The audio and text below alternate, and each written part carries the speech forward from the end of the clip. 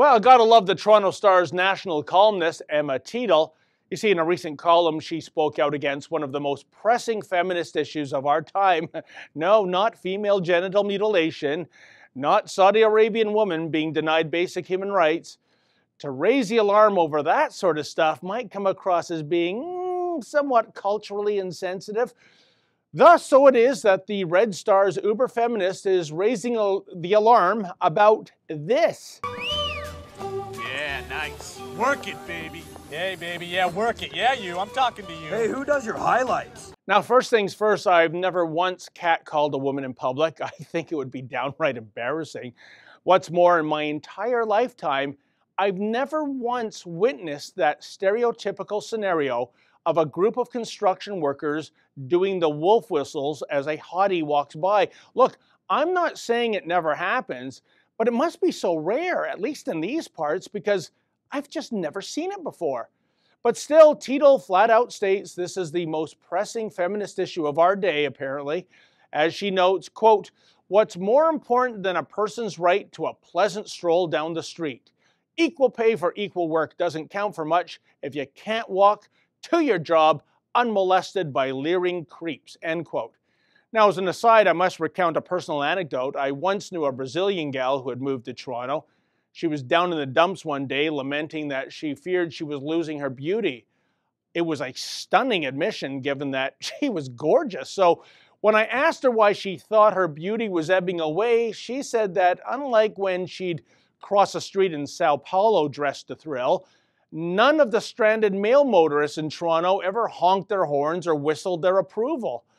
I guess there's just no pleasing some people, but I digress.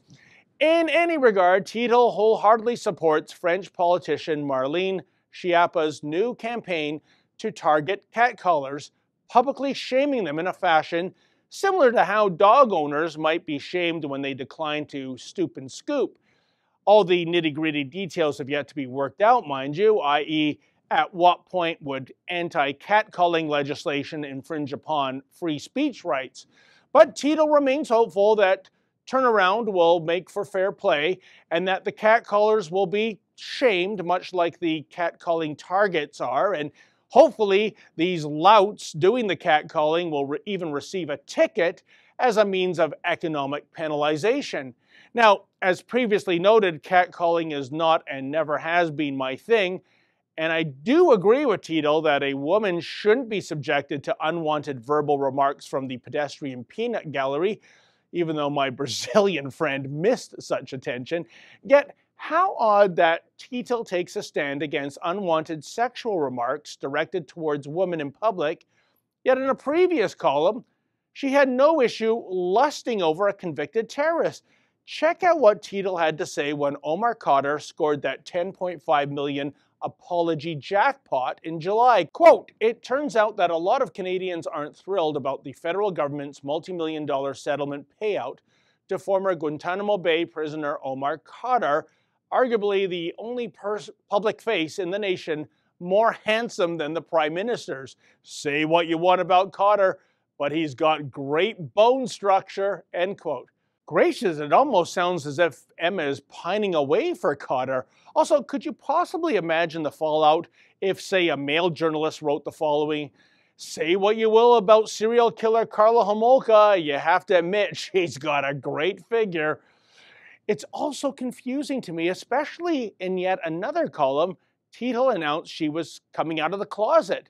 So what we have here is a lesbian lusting for a terrorist who is beholden to an Islamist agenda that would mandate that Emma Teedle, assuming her sexual orientation was even tolerated, could only go out in public when clad in a burqa. Weird, eh? Then again, let's consider the bright side here.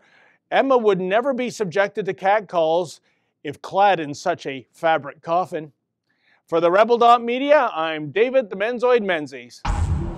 Hey folks, we have a great new fall lineup coming here at The Rebel. To take advantage of early bird pricing, go to rebel.media/shows and sign up.